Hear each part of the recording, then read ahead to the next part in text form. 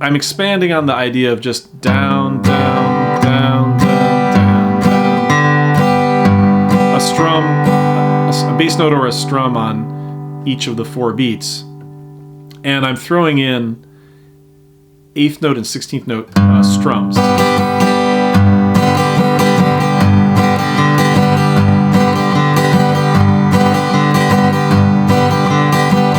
So let's look at 8th notes first. You would expand from bass note, strum, bass note, strum. You're going to try and throw an upstroke in after the strum.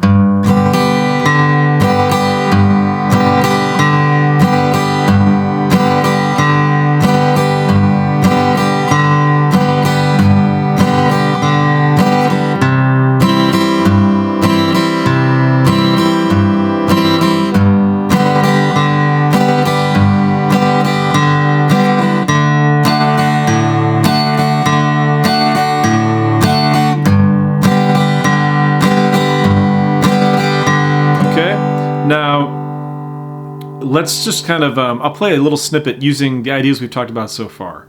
So I'm going to connect some chords with the major scale, the G major scale. I'm going to throw a couple little hammer-ons in the chords, and then I'm going to do some up strumming in addition to the downs. So it'll be like this.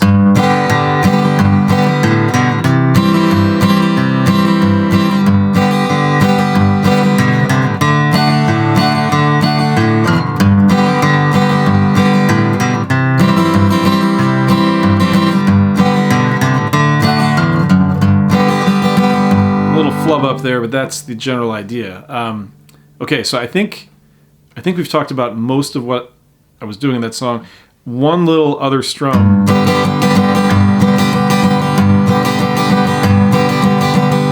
which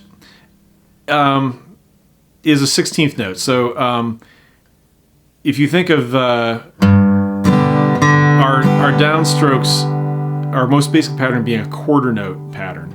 1, 2, 3, 4, 1, 2, 3, 4. We're doing one thing on each of the 4 beats. A bass note on beat 1, 2, 3, 4.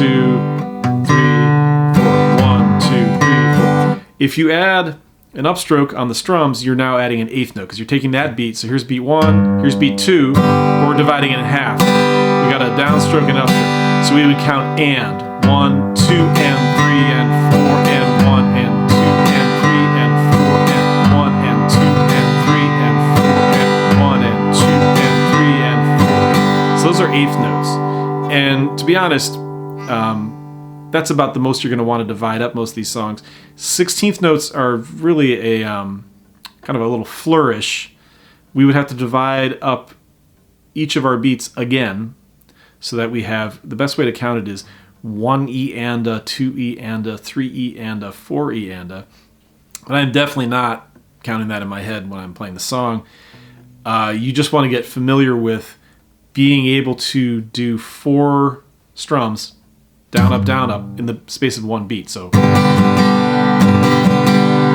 if you're going to do a steady pattern of 16th notes, which is a really good thing to practice, you would go 1 E and the, 2 E and the, 3 E and the, 4 E and the, 1 E and the, 2 E and the, 3 E and the, 4 E and then, like the major pentatonic scale, that's going to be something that you practice that with time will be able to be something you can throw in there. 1,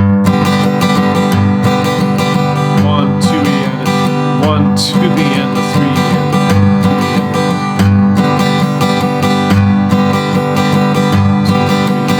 You know what? I take that back. Let's see here. We don't want to get confused with our counting here.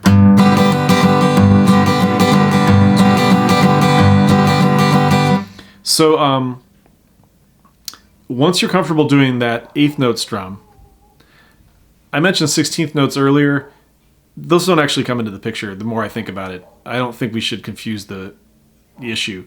I think all of the things we're talking about can be strictly counted in 8th notes, so let's not worry about 16th notes at the moment.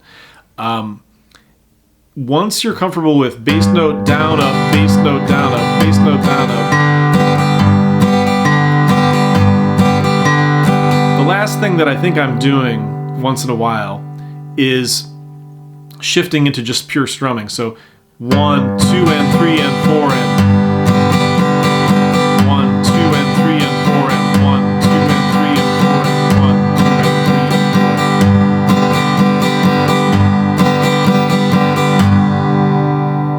4. And that, I think, is about everything that I'm doing in the song. As far as being able to mix it up, that's when it becomes fun.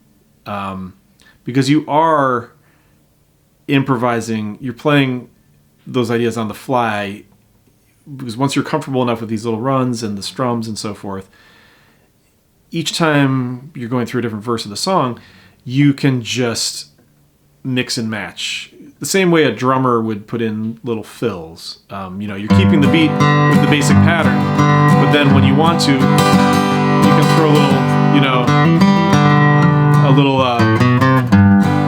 a little bit of extra in there in the spots where it's appropriate. So take those ideas and see if you can apply them to the play along, and I think it will all come together with just a little bit of time and work.